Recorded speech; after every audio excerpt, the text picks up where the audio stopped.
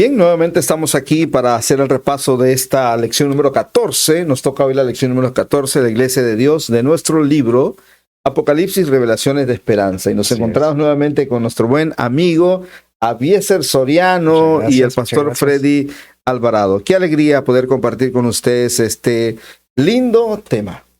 Así es.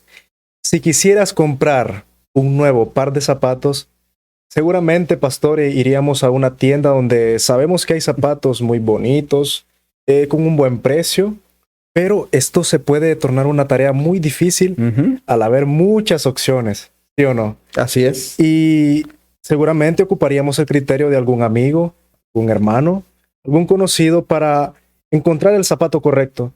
Y ese, pastor, es un ejemplo minúsculo, porque algo mucho más complicado es encontrar una iglesia correcta y verdadera, de la cual habla Apocalipsis.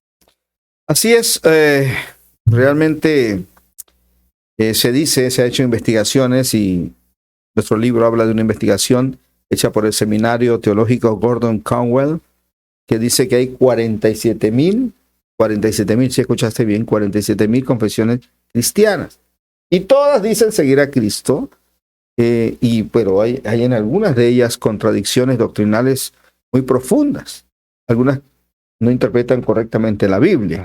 Y entonces viene la pregunta a la mente: ¿cuál es la mejor opción de iglesia para mí? La mayoría de las personas muchas veces buscan la iglesia que la familia o que los amigos les han dicho o los han invitado. Sin embargo, en esta noche, sin embargo, vamos a estudiar, de acuerdo a la Biblia, cuáles son las características y de acuerdo al libro de Apocalipsis, que nos dictan cuál es la iglesia de Dios. Y empezando por una pregunta: ¿cuál fue la señal que vio Juan en el cielo? Muy bien, tenemos que ir al libro de Apocalipsis capítulo 12. De hecho, estimados amigos, hay dos mujeres en el libro de Apocalipsis, capítulo 12 y capítulo 17. Recuerda que no podemos interpretar el libro de Apocalipsis de manera literal, porque entonces sería muy difícil. Es un libro profético, por lo tanto tiene su manera de interpretarse. De acuerdo a la interpretación bíblica y profética, la mujer es de acuerdo a la interpretación, de acuerdo a la interpretación del libro de Apocalipsis capítulo 12, la mujer es la iglesia y es una mujer vestida de sol. Entonces Juan ve a la mujer. Entonces dije que había dos mujeres, la capítulo 12 y capítulo 17. La mujer del capítulo 12 es la mujer pura y la capítulo 17 es la mujer impura, es lo contrario. Entonces hay un contraste ahí entre eso. Así que la mujer de la capítulo 12 es que representa a la iglesia verdadera. El sol simboliza la gloria de Dios. Wow, muy interesante, pastor. Y otra cosa muy interesante es ver que Juan no solo vio una señal, sino que vio otra señal según Apocalipsis. De hecho, vio muchas. Pero ¿cuál fue la otra gran señal que vio Juan en el cielo? Muy bien, para eso tenemos nuestra Biblia y yo quiero invitarles para que usted vaya a la Escritura. Y entonces, aquí está el capítulo 12. Estamos ahora hablando del capítulo 12 del libro de Apocalipsis. Y entonces dice acá, versículo 3, y también apareció otra señal en el cielo. Noten lo que dice aquí, otra señal en el cielo. Y aquí un gran dragón escarlata que tenía 7 cabezas y 10 cuernos, y en su cabeza 7 diademas. Está hablando de un poder. Y el versículo 9 aclara un poquito más este panorama, hablando del mismo poder. Y fue lanzado fuera el gran dragón, la serpiente antigua que se llama Diablo y Satanás, el cual engaña al mundo entero. Fue arrojado a la tierra y a sus ángeles fueron arrojados con él. Está hablando del dragón. ¿Sí? ¿Y quién es el dragón? La serpiente antigua, Satanás, que es el enemigo de Dios. Esa rebelión no comienza en la tierra, sino comienza ¿dónde?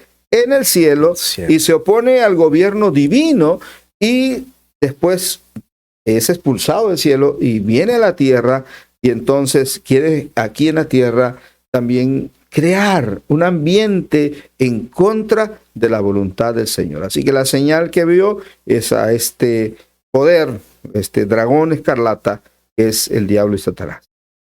¿Y qué fue lo que impulsó a este dragón, pastor, a perseguir a la mujer, a la iglesia? Pues hemos mencionado ya que el dragón es enemigo de Dios. Y al ser enemigo de Dios, buscará, y eso dice el libro de Apocalipsis capítulo 12, versículos 4 y 5, que entonces buscará dañar a la mujer, y la mujer que estaba encinta, dice versículo 4, sí, dice acá, entonces que estaba para dar a luz a fin de devorar la última parte a su hijo tan pronto naciese. ¿A quién se está refiriendo aquí? ¿Quién es el hijo? Jesús. Y desde el mismo principio, desde el mismo nacimiento, el Mesías fue perseguido. Y no fue Herodes.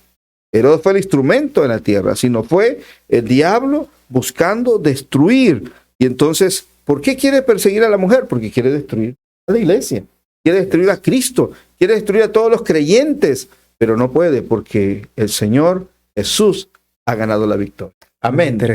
Muy interesante y muy lindo a la vez reflexionar en ese aspecto y cómo fue que ese dragón, este enemigo no pudo acabar con Jesús cuando él estaba en la tierra. ¿Qué fue lo que hizo con la iglesia?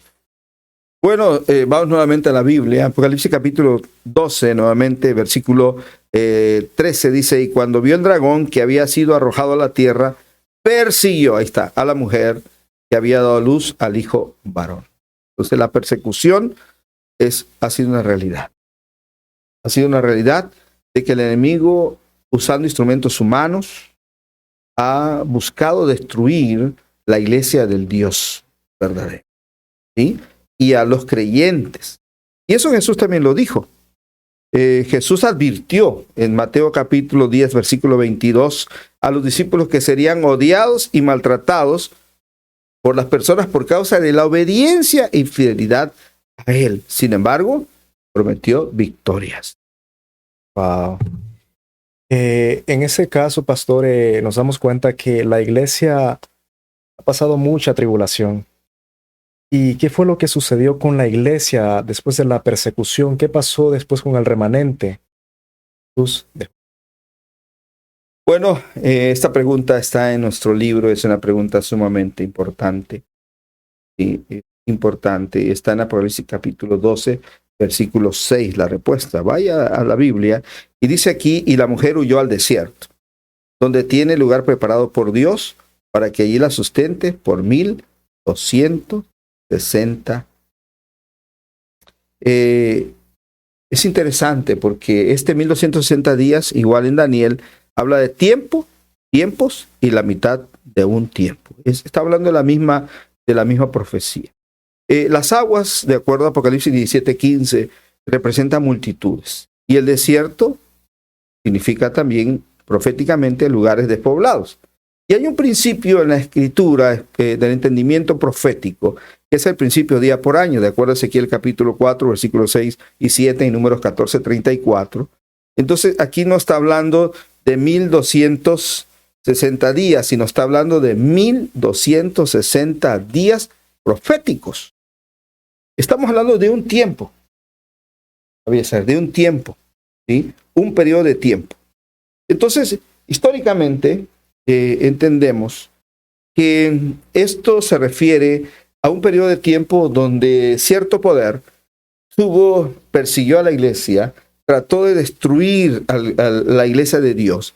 Y eso históricamente aparece en el año 538, comienza los 1260 días y terminan en 1798. Justiniano, él hace un decreto en el año 533 después de Cristo. Este periodo de tiempo comienza en el 538, donde Justiniano, el emperador, hace el decreto en el 533. Pero 5 años después, ese decreto que significaba darle el poder a la Iglesia Católica, poder al Papa, lo declara el obispo de Roma, la cabeza. Entonces es el Papa Vigilio quien comienza con este poderío en el 538, y nosotros sabemos la Edad Media, qué es lo que sucedió ahí, las persecuciones religiosas, el establecimiento de este Estado con un poder increíble, pero todo eso termina exactamente en los 1260 años, en 1798, cuando un general, ¿sí? El general Berthier, que era un comandante en jefe de las tropas francesas, entonces le quitó al Papa Pío VI el poder.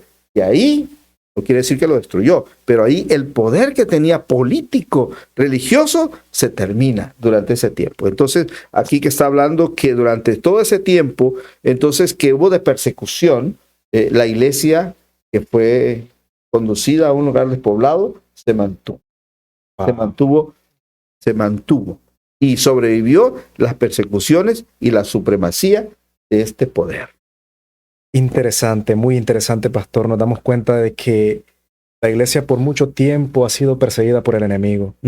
Y hoy en día, pastor, las personas claman por estar en el lugar correcto. Así es. ¿Y cuáles son las características que le podemos dar a esas personas para informarles cuál es la iglesia verdadera? ¿Cuáles son las características de la iglesia de Cristo? Y nuevamente vamos a la escritura, porque aquí nos describe capítulo 12, vea el capítulo 12, no, estamos en el capítulo 12, vea el versículo 17. Entonces el dragón se llenó de ira, estamos otra vez del dragón, la serpiente antigua, se llena de ira contra la mujer, o sea, contra la iglesia, y se fue a hacer guerra contra el resto de la descendencia de ella, o sea, todos los que profesan la fe. ¿Quiénes son? Y hay dos características importantes aquí: los que guardan los mandamientos de Dios y tienen el testimonio de Jesucristo. Ese es el grupo al que el diablo le hace la guerra, que tiene esas dos características: mandamientos de Dios. ¿Cuáles mandamientos? Solamente hay mandamientos de Dios, están ahí en Éxodo capítulo 20, ahí habla de los mandamientos del Señor a los que se refiere, y también el testimonio de Jesucristo. ¿Quién es el testimonio de Jesucristo? Apocalipsis capítulo 14, versículo 12, dice que claramente ahí explica que los que tienen el testimonio de Jesucristo son aquellos, y lo voy a leer para beneficio de todos, dice: he aquí está la paciencia de los santos, los que guardan los mandamientos de Dios y la fe de Jesús. Amén. Los que tienen la fe. ¿Y cuál es el motivo, pastor, de la victoria del remanente que guarda los mandamientos de Dios y tiene el testimonio de Jesús? Wow, Apocalipsis capítulo 12, donde tendría que ir otra vez a leer la escritura. Me fascina esto, porque fíjate lo que dice acá, Abiezer. Y ellos le han vencido por medio de la sangre del Cordero y de la palabra del testimonio de ellos, y menospreciaron sus vidas hasta la muerte. Hemos vencido, pero no por nosotros, sino, estimado amigo que me escuchas, que me ves, es por la sangre de Cristo, por la sangre derramada, por esa sangre que nosotros podemos ser vencedores. Y no hay poder, el diablo no tiene poder, sobre todo aquel que se sujeta, que se somete, que ama, que adora y que entrega su vida. Amén. ¿Y cuál es la voluntad, pastor, de Cristo? La voluntad de Cristo para aquellas personas que aún no pertenecen a la iglesia verdadera. Bueno, San Juan 10:16 dice que tengo otras ovejas que no son de este redil. Y la gracia de Dios, la gracia es maravillosa. La gracia es un regalo. Es un regalo que es una oportunidad para cada uno de nosotros. Y Dios extiende su invitación. Esta invitación hoy es más necesaria, hoy más que nunca. Ahí está el último llamado divino. Salid de ella, pueblo mío, para que no seáis partícipes de sus pecados y recibáis parte plagas. Dice Apocalipsis capítulo 18, versículo 4. Hoy el Señor extiende esa gracia hacia ti que me estás escuchando. Hoy el Señor te invita para que seas parte de la iglesia que adora al Señor, que ama al Señor y que está esperando encontrarse con Él muy pronto en el reino. ¿Cuántos quieren seguir al Señor? ¿Quieres seguir al Señor? Vamos a hacer una oración. ¿Qué te parece? una oración de entrega. Oremos. Señor, gracias porque eres bueno, por tu bondad infinita, por tu misericordia, porque es a través de la gracia del sacrificio de Jesús, tu Hijo amado, como tenemos el perdón y la vida. Tu palabra nos guía, nos muestra el sendero de la justicia y nos muestra cuáles son las características de tu iglesia. Ayúdanos, Señor, a seguirla, a entenderla y encaminarnos para estar contigo en el reino eterno. Tú nos conoces, Señor. Bendice a cada uno de nosotros y permite, Señor, que día a día nos preparemos para encontrarnos contigo. Bendícenos, Señor. Aléjanos de las tentaciones. Danos la victoria. Bendice nuestra familia. Te lo rogamos en Cristo Jesús. No se olviden, estamos estudiando el libro de Apocalipsis, Revelaciones de Esperanza.